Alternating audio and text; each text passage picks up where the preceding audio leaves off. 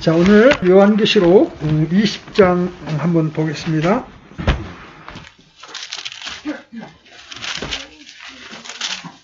요한계시록 20장 4절부터 11절까지 같이 읽겠습니다. 시작. 또 내가 보니 왕좌들과 그것들 위에 앉은 자들이 있는데 그들에게 심판이 맡겨졌더라. 또 내가 보니 예수님의 증언과 하나님의 말씀으로 인하여 목배인 자들의 혼들이 있는데 그들은 짐승과 그의 형상에게 경배하지도 아니하고 자기들의 이마 위에나 손 안에 짐승의 표를 받지 아니한 자들이더라.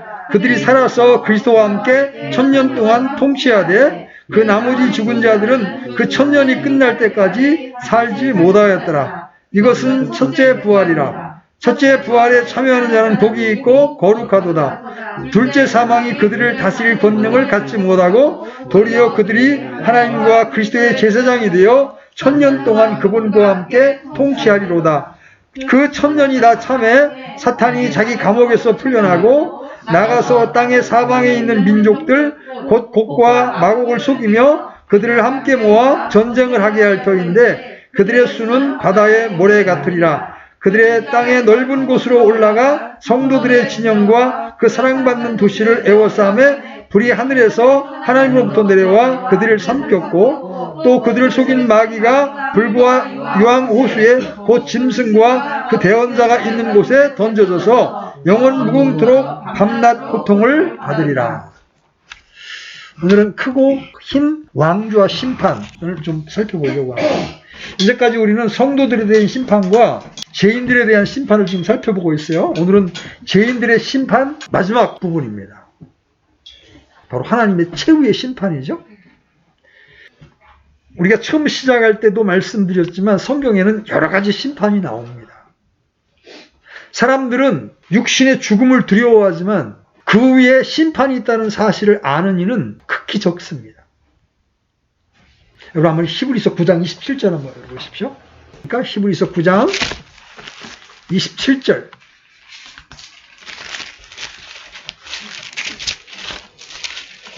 자, 같이 읽습니다. 시작. 한번 죽는 것은 사람들에게 정해진 것이요 이것 뒤에는 심판이 있나니. 죽음으로 끝나지 않는다는 것이요 죽은 뒤에 심판이 있다. 자, 전도서 12장 14절도 한번 열어보십시오. 전도서 12장 14절. 같이 읽겠습니다. 시작. 하나님께서 모든 은밀한 일과 더불어 선한 일이든 악한 일이든 모든 일을 심판하시리라. 우리는 죽음에 대한 확실성만큼이나 심판에 대한 분명한 진리의 지식을 배우고 알아야 합니다. 우리 모두 하나님 앞에서 심판을 받습니다. 주님은 우리의 구원자이시기도 하지만 또 다른 방면에서 심판자이시기도 합니다. 시편 50편 6절.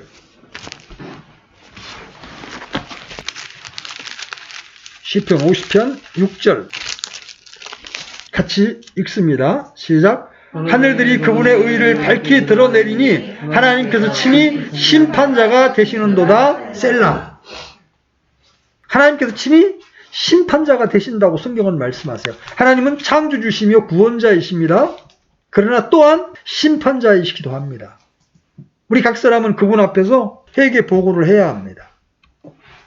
악하고 게으른 종처럼 주님 앞에서 자기를 변명하고 주님을 비방할 사람도 있을 것입니다. 그러나 주님은 모든 사람의 입을 막고 이기실 것입니다. 그래서 이사야는 이렇게 말합니다. 주께서는 우리의 심판자시요 주께서는 우리에게 법을 주시는 분이시요 주께서는 우리의 왕이시니 그분께서 우리를 구원하시리로다. 주님은 우리의 심판자, 우리에게 법을 주시는 분, 입법자라는 얘기죠. 또 우리의 왕, 우리를 구원하시는 구원자이십니다. 여기서 우리의 심판자라는 말씀은 우리의 혼을 깨어나게 하며 두렵고 떨림을 갖게 하는 겁니다. 이 사실을 모르기에 세상 사람들은 하나님의 이름을 가지고 농담처럼 욕을 합니다. 영어 욕에는 전부 하나님이 들어가죠. God damn, Jesus Christ, 이게 다 욕입니다. 영어에서 욕입니다. 이 주님의 심판주 되심은 구약뿐만 아니라 신약 성경에서도 찾아볼 수가 있어요. 사도행전 10장 42절. 사도행전 10장 42절. 같이 읽겠습니다. 시작. 또 그분께서 우리에게 명령하사 백성에게 선포하게 하시고 하나님께서 산자와 죽은 자의 심판자로 정하시니가 바로 그분이심을 증언하게 하셨으니. 누가 우리의 심판자입니까? 예수님은 우리의 구원자이실 뿐만 아니라 죽은 자와 산 자의 심판자로 정하시니라고 말씀하십니다. 자, 디모데후서 4장 8절도 열어보십시오. 디모데후서 4장 8절 같이 읽습니다. 시작. 이후로는 나를 위하여 의의 관이 예비되어 있나니 주 곧 의로우신 심판자께서 그날에 그것을 내게 주실 것이요 내게만 아니라 그분의 나타나심을 사랑하는 모든 자들에게도 주시리라. 사도 바울은 심판자께서 자신에게 주실 의의 관이 예비되어 있으며 그분의 나타나심을 사랑하는 모든 자들에게 주신다고 말합니다. 바로 주님께서 심판하는 분이시고 우리가 받을 보상을 결정하시는 분이십니다. 오늘은 심판에 대한 마지막 날이기 때문에 먼저 성경이 말하는 여러 가지 심판에 대해서 간략하게 살펴보고 본문을 보도록 그렇게 하겠습니다. 성경에는 여러 가지 심판이 등장합니다. 우리 그리스도인들은 개인적이고 예표적인 심판 외에 보편적인 성격의 7 심판에 대해서 알고 있어야 합니다. 그 심판들을 통해 만유를 다스리시는 하나님의 경륜과 또 성경을 나누어 볼 수 있는 안목을 가질 수 있기 때문에 그래요. 가장 중요하고 사람들과 가장 직결되는 심판이 어떤 심판이냐면 첫째가 갈보리 십자가에서의 심판입니다. 갈보리 십자가에서의 심판. 예수님께서는 불의한 자들을 대신하여 죽으셨어요. 우리에게 내려져야 할 하나님의 진노의 심판을 예수님께서 친히 담당하신 거예요. 그 공로로 인류의 모든 죄값이 치루어진 거예요. 하나님은 우리를 대신해 주 예수 그리스도를 희생물로 삼아서 그분에게 자신의 진노와 심판을 집행하셨습니다. 갈보리에서 십자가에 달리신 예수님은 우리가 받을 죄와 저주, 정죄 형벌을 다 대신 담당하셨습니다. 이 심판은 AD 30년경에 갈보리 언덕에서 믿는 자들을 의롭게 하시기 위해 집행된 심판입니다. 이 심판은 역사상 가장 특이한 심판이죠. 인간들의 이성을 거스른 심판입니다. 믿음이 없이는 이해되지 않는 심판입니다. 진노의 심판이면서 동시에 사랑의 결정체입니다. 저주의 죽음인 동시에 영원한 생명을 주는 심판입니다. 죄로 말미암아 하나님의 형상을 잃어버린 인간들, 죄로 인해 저주 아래 있던 인간들을 향해 하나님은 자신의 공의와 분노를 쏟아 부을 한 희생물을 준비하셨습니다. 죄인들을 위해 직접 쏟아 부어야 할 하나님의 진노와 심판이 거룩하신 하나님의 아들 예수님 한 분에게 직접 집행되었습니다. 그래서 주님은 우리의 죄가 되시고 우리의 저주가 되신 거예요. 자, 고린도후서 5장 21절. 고린도후서 5장 21절. 자, 같이 읽습니다. 시작. 하나님께서 죄를 알지 못한 그분을 우리를 위하여 죄가 되게 하신 것은 우리가 그분 안에서 하나님의 의가 되게 하려 하심이라. 죄를 알지 못한 예수님이 우리를 위하여, 죄인이를 위하여, 제후를 위하여, 주연이를 위하여, 주원이를 위하여 죄가 되셨다. 우리를 그 율법의 저주에서 구속하시기 위해서 가장 치욕스러운 십자가에 달리는 형벌을 받으셨다. 이 갈보리 십자가에서의 심판이에요. 두 번째, 성경에 어떤 심판이 나오냐면 성도 스스로의 심판이에요. 우리 요한일서 1장 9절에 그런 말씀 나오죠. 우리가 만일 우리 죄들을 자백하면 그것이 우리가 성도가 스스로 자기를 심판하는 거예요. 아, 내가 이런 득죄했어. 하나님 앞에 그걸 인정하는 거예요. 이건 구원받기 위한 심판이 아니에요. 구원받은 신자가 하나님과의 교제 가운데 머무르기 위한 심판이에요. 하나님은 빛이시기 때문에 우리가 어둠 속에 빠지면 하나님과 교제가 안 돼요. 우리가 빛 가운데 나아갈 수 있는 길이 뭐예요? 내가 어둠임을 인정하는 거예요. 내가 죄를 지었으면 인정하는 거예요. 그래서 아들로서의 징계를 피하고 싶다면 죄들을 자백하고 그것들을 심판해야 합니다. 하나님과의 지속적인 교제를 통해서 행복한 그리스도인의 생활을 영위하고자 한다면 이 자백은 꼭 필요한 거예요. 성도들이 자신을 판단하는 것인데 이것은 일상생활에서 자신의 죄와 불법, 허물을 주님 앞에 고백하고 회개하며 심판하는 겁니다. 주님은 징계를 통해 우리를 심판하시는데 육체를 입고 이 땅에 사는 동안에 있는 일이에요. 이제 여기 형제들 둘이 있는데 형제간에 싸웠어. 그러면 하나님 앞에 그게 죄일까 아닐까? 하나님은 형제를 사랑하라고 그랬는데 사랑하지 못하고 미워하고 싸웠다. 그 죄예요. 싸울 때는 감정이 올라와서 싸웠다 하더라도 바로 정신을 차리고 나면 어떻게 해야 돼? 하나님, 제가 또 동생을 사랑하지 못했습니다. 이 시간 주님의 보혈로 저의 이 허물을 씻어주십시오 하고 내 허물을 하나님 앞에 들고 나아가야 하나님과 내가 다시 교통이 되는 거예요. 여러분이 어떤 일을 저질렀는데 인정을 안 해. 야구방망이로 휘둘르다가 차 유리를 깨먹었어. 근데도 도대체 잘못했다는 말을 안 해. 그러면 아버지와 아들의 관계는 훼손되지 않지만 아버지와 아들 사이에 냉랭함이 있겠어 없겠어? 있겠지. 아버지, 제가 장난하다가 위치 깼습니다. 아버지 죄송해요. 이 한마디를 해야 아버지와 아들 간의 관계가 다시 회복이 된다. 세 번째는 그리스도의 심판석이 있어요. 그리스도인이 된 후에 행위들에 대해서 심판을 받는 거예요. 그래서 그 결과로 신실한 자들에게는 보상과 관, 면류관이 주어지죠. 그렇지 않은 사람들은 손실을 보게 됩니다. 어디서 일어나요? 이거는 휴거 후에 하늘에서 이루어지게 될 심판입니다. 휴거된 다음에 하늘에서, 신자들이 하늘에서 받는 심판이 바로 그리스도의 심판석입니다. 우리 이 땅에서 자신의 몸으로 행한 일들에 대해서 심판을 받습니다. 이 심판을 받는 대상은 하늘의 들림을 받은 그리스도인들 뿐이에요. 불신자들은 이 심판과 아무 상관이 없습니다. 자, 네 번째 심판은 이스라엘 민족에게 내려질 심판이에요. 이스라엘 민족에 대한 심판. 대환란 때 있을 일입니다. 이 심판을 거쳐서 이스라엘은 정결하게 됩니다. 하나님께서 이 땅에서 선택한 백성으로서 정결하게 됩니다. 자, 다섯 번째, 민족들에 대한 심판이 나와요. 이방 민족들에 대한 심판. 이 심판은 대환란 기간 동안에 유대인들을 어떻게 대접했느냐에 따라서 축복과 저주를 받게 됩니다.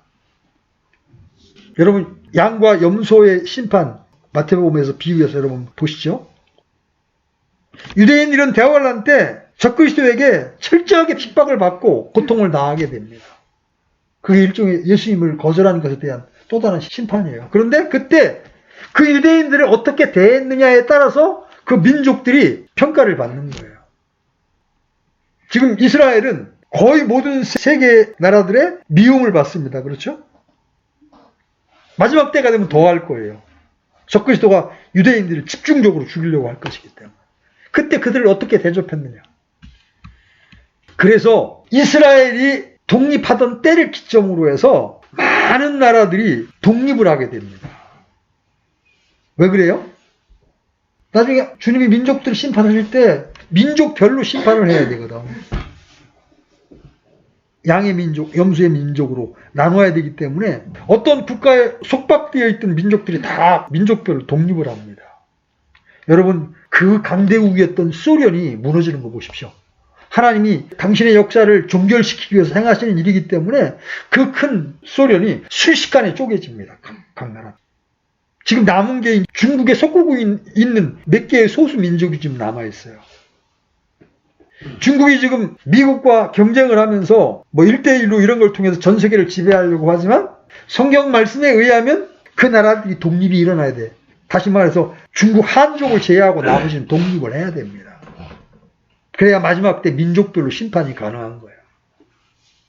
이 심판은 양과 염소로 분리하는 심판인데 이제 천년왕국에 들어갈 자들과 그러지 못할 자들을 구분하는 데 필요한 거예요. 육체를 가지고 우리 마냥 부활한 몸을 입고 통치하러 천년왕국에 들어가는 것이 아니라 육체를 가지고 천년왕국에 들어갈 사람들을 고르는 거예요.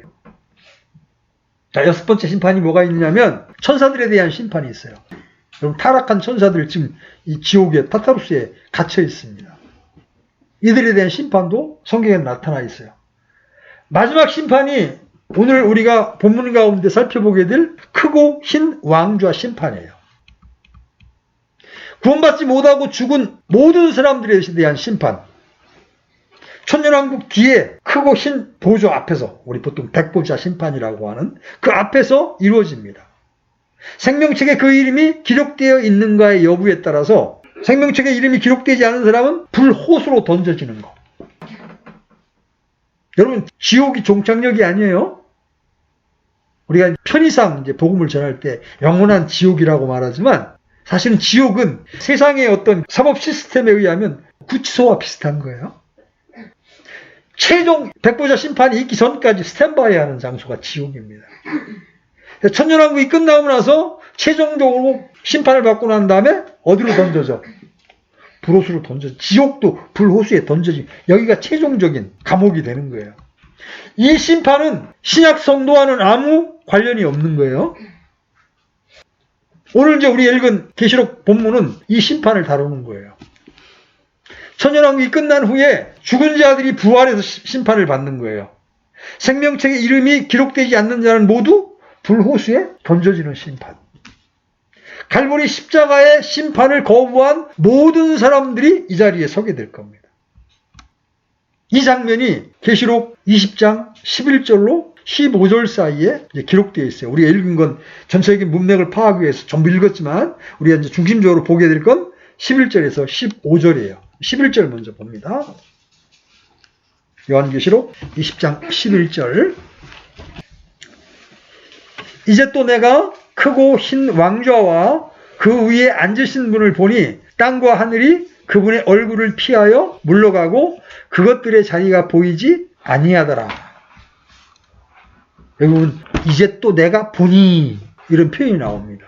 계속 장면이 바뀌면서 미래에 있을 일들이 사도 요한에게 보여지고 있는 겁니다. 드디어 사도 요한에게 보여진 게 뭐냐면 최후의 심판의 모습이에요. 요한은 크고 흰 왕자와 그 위에 앉으신 분을 보았습니다. 그분은 바로 심판주이십니다. 그런데 기이한 것은 땅과 하늘이 그분의 얼굴을 피하여 물러가고 그것들의 자리가 보이지 않는다는 거예요. 자, 베드로 후서 3장 7절로 13절 보겠는데 먼저 7절 한번 열어보십시오. 베드로 후서 3장 7절.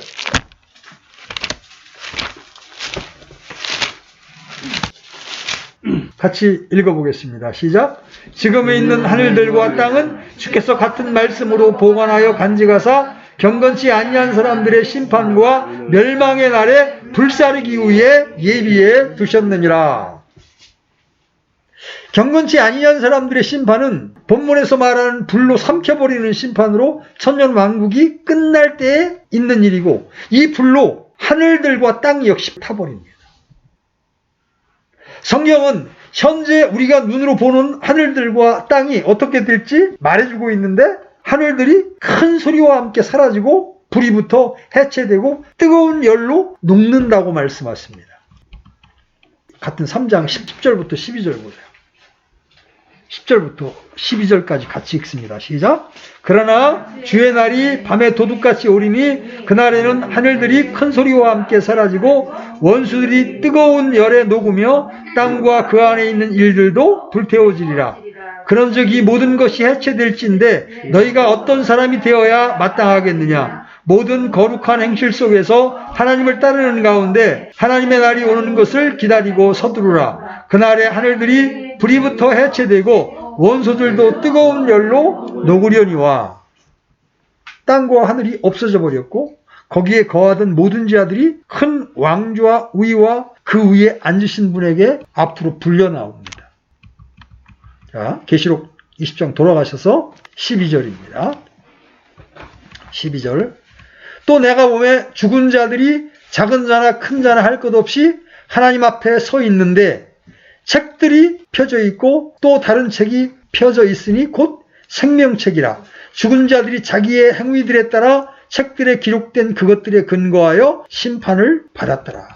심판의 대상은 죽은 자들입니다. 첫째 부활에 참여하지 못한 자들이 모두 부활해서 하나님 앞에 서 있습니다.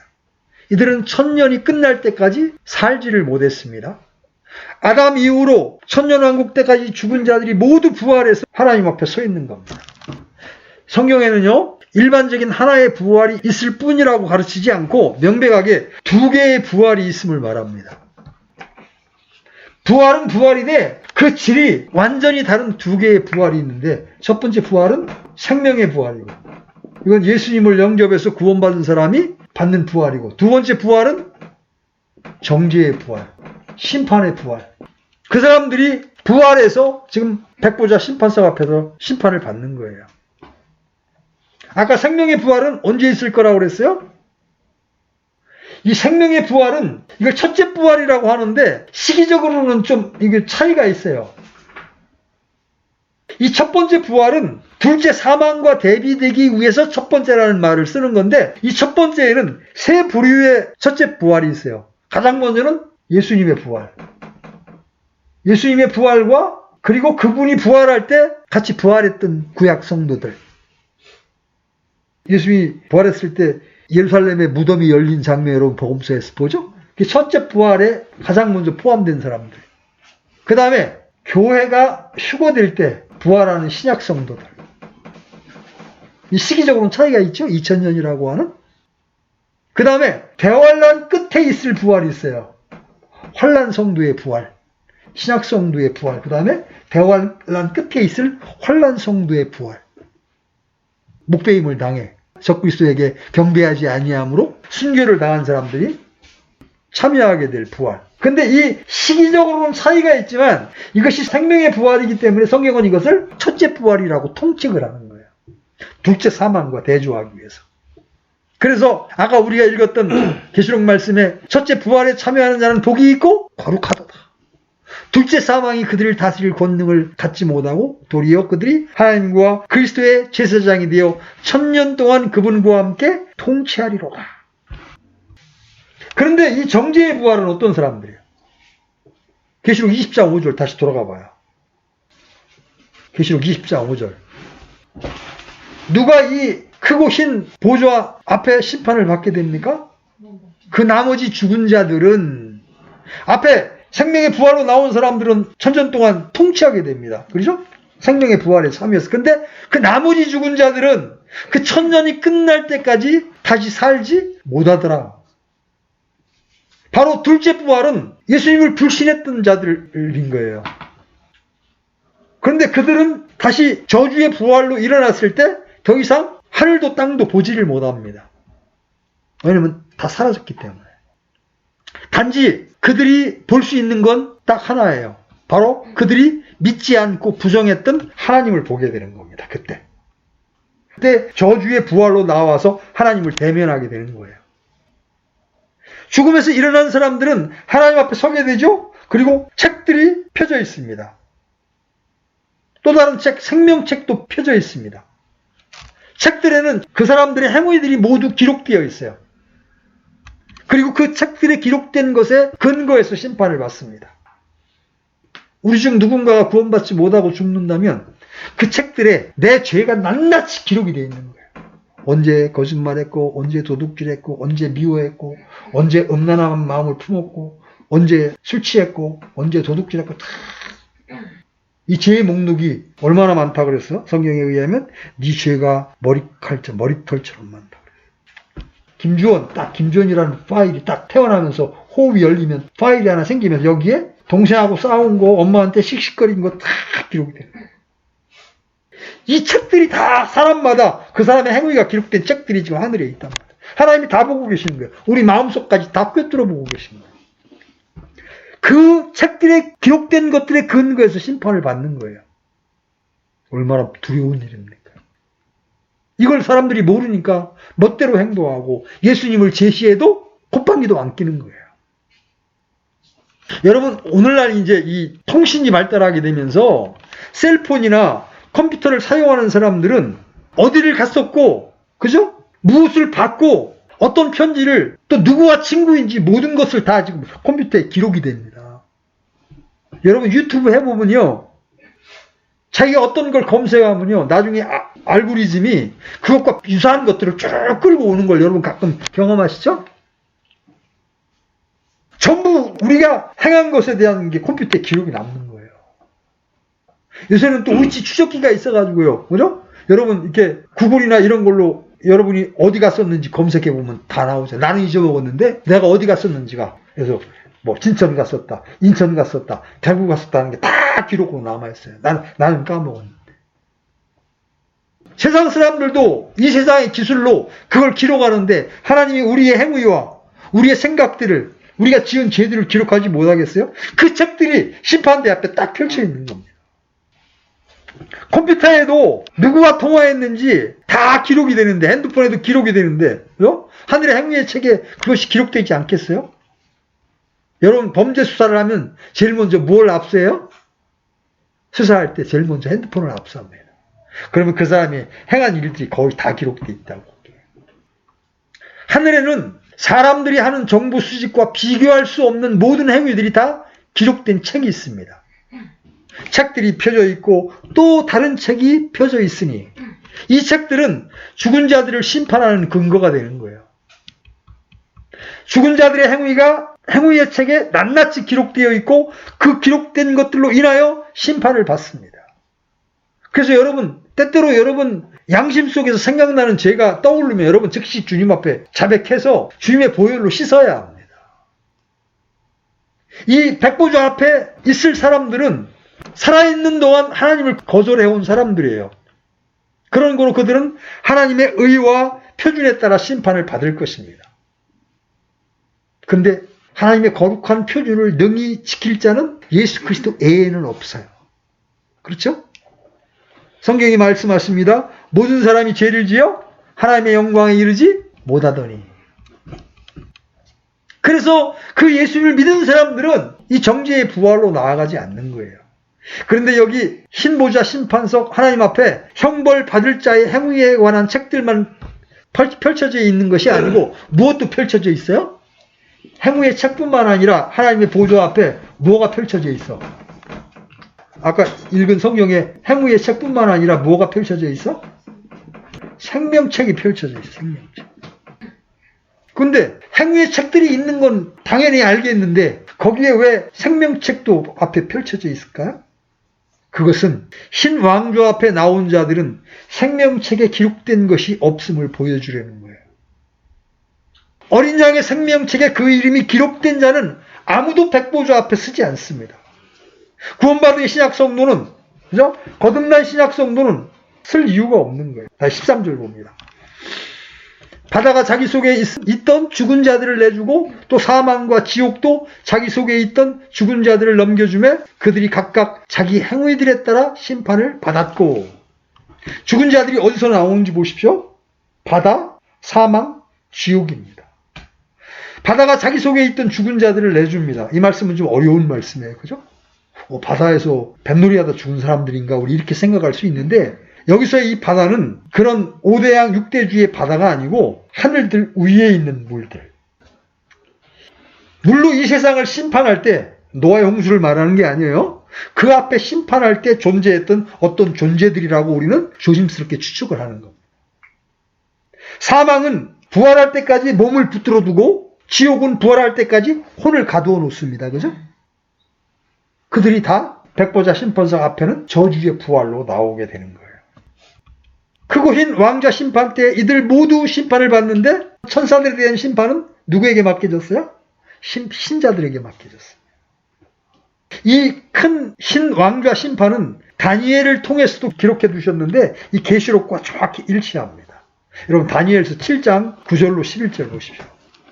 그래서 계시록을 우리가 공부할 때 늘 다니엘서를 3절 9절로 같이 보아야 합니다.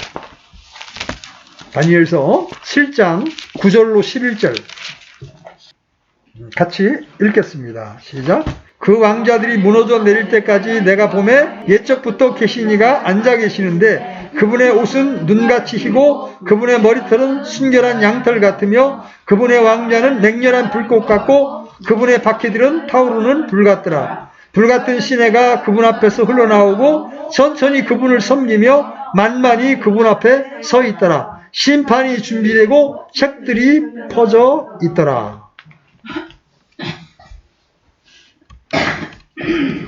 마지막 말씀에 보면 그때에 내가 그 뿔이 낸 엄청난 말들의 소리로 인하여 보았으니 곧 그 짐승이 죽임을 당하고 그의 몸이 파멸을 당하여 타오르는 불꽃에 넘겨질 때까지 내가 바라보노라. 죽은 자들의 부활은 영원한 생명을 얻는 부활이 아니라 심판을 위해 부활했다가 다시 죽습니다. 그래서 이것을 둘째 사망이라고 부르는 거예요. 요한계시록 20장 14절입니다. 사망과 지옥도 불호수에 던져졌더라. 이것이 둘째 사망이니라. 바다는 자기 안에 죽은 자들을 내어놓고 사라졌습니다. 사망과 지옥도 자기 안에 죽은 자들을 내놓고 불호수에 던져졌습니다. 주님은 더 이상 사망과 지옥을 필요로 하지 않습니다. 새하늘과 새 땅에는 더 이상 사망과 지옥이 없습니다. 의가 거하는 새하늘과 새 땅에는 죄가 없고 죽음이 없고 지옥이 없습니다. 자, 15절 누구든지 생명책에 기록된 것으로 드러나지 않은 자는 불호수에 던져졌더라. 여러분, 이 크고 흰 왕좌 심판은 그리스도의 심판석이 아니라는 사실을 우리는 반드시 기억해야 합니다. 우리는 그리스도의 심판석에 대해서 대략적으로 공부를 했습니다. 이 그리스도의 심판석은 믿는 자들의 행위를 알아보는 심판이에요. 구원받은 사람이 크고 흰 왕좌 앞에 설 이유가 없어요. 왜냐하면 이 백보자 심판은 둘째 부활에서 부활한 사악한 자들이 하나님의 영원한 아들을 만나는 곳이기 때문에 그렇습니다. 그들은 땅에서 하나님의 아들을 거역했습니다. 이에 그 거역한 아들을 정면으로 대하게 되는 곳이 바로 백보자 심판입니다. 바로 생명책에 기록된 것으로 드러나지 않은 자들이 심판을 받고 불호수에 던져지는 거예요. 이 불호수는 둘째 사망이라고도 불리는 거예요. 바로 하나님과의 영원한 분리. 그렇다고 그것은 연옥도 아니요 완전한 멸절도 아닙니다. 짐승과 거짓 대언자는 천년왕국이 시작되기 직전에 불호수의 산채로 던져질 거예요. 또 천년왕국 이후에도 그들은 계속 거기 있을 겁니다. 사탄도 이제 생명책에 기록되지 못한 자들과 함께 불호수에 던져지게 됩니다. 자, 이제 여기서 여러분들이 생각해야 될 게 있어요. 우리는 아직도 구원받지 못한 사람들에게 도전해 줘야 합니다. 당신은 그리스도를 바라보고 이 무섭고 영원한 고통에서 구원받아야 되지 않겠습니까? 죽은 후에는 기회가 없습니다. 여러분, 이렇게 그들에게 도전해야 합니다. 왜 그래요? 요한복음 3장 36절 이렇게 말씀하십니다. 아들을 믿는 자에게는 영존하는 생명이 있고 아들을 믿지 않는 자는 생명을 보지 못하고 도리어 하나님의 진노가 그 위에 머물러 있느니라. 그 사람 위에 머물러 있던 진노에 대한 최종적인 판결이 바로 이 백보자 심판입니다. 그리고 그것은 영원한 판결이에요. 돌이킬 수가 없습니다. 그래서 구원받지 못한 사람들은 반드시 예수 그리스도를 영접하셔야 합니다. 그래야 이 정죄의 심판에 이르지 아니할 겁니다. 만약 사람이 이 칼보리 구속 사역을 거절한다면 이 백보자 앞에서 그리스도를 만나게 될 것인데 그때는 구원자로서 만나는 것이 아니라 오만 심판자로서 그리스도를 만나게 되는 거예요. 누구라도 하나님의 아들을 피할 도리가 없습니다. 생명책에 기록된 것으로 드러나지 않는 자는 누구든지 불호수에 던져지는데 불호수에 던져질 자들은 사망과 지옥, 그 짐승과 거짓 대언자, 사탄, 생명책에 기록되지 않은 것으로 드러난 모든 자, 그들이 백보자 심판석 앞에서 심판을 받는 거예요. 본문 말씀이 보여주는 것은 인류 역사의 종착역입니다. 기차가 철로를 달리다가 최종적인 종착역에 도달하면 어떻게 합니까? 더 이상 달리지 않습니다. 왜냐하면 모든 것이 끝났기 때문이죠. 인류 역사의 맨 마지막 종착역은 어디입니까? 그것은 원자폭탄으로 인한 파멸이 아닙니다. 놀랍게도 크고 흰 보좌예요. 거기가 종착역입니다. 인간의 역사를 시작하신 분은 하나님이십니다. 그래서 인류 역사의 마지막도 하나님으로 마치게 되어 있습니다. 인류 역사의 최종적인 종착역은 하나님께서 이 세상의 모든 사람들을 심판하시는 크고 흰 왕좌예요. 오늘날 대부분의 사람들이 역사가 어느 한 목표를 향해 달려가고 있다는 사실을 알지 못합니다. 하나님은 시작과 끝이십니다. 하나님이 시작하셨으면 하나님이 반드시 마치십니다. 이렇게 크고 흰 왕좌 심판이 끝나면 새하늘과 새 땅이 펼쳐집니다. 우리는 그 우주의 중심부인 새 예루살렘에서 그리스도와 영원히 살게 될 것입니다.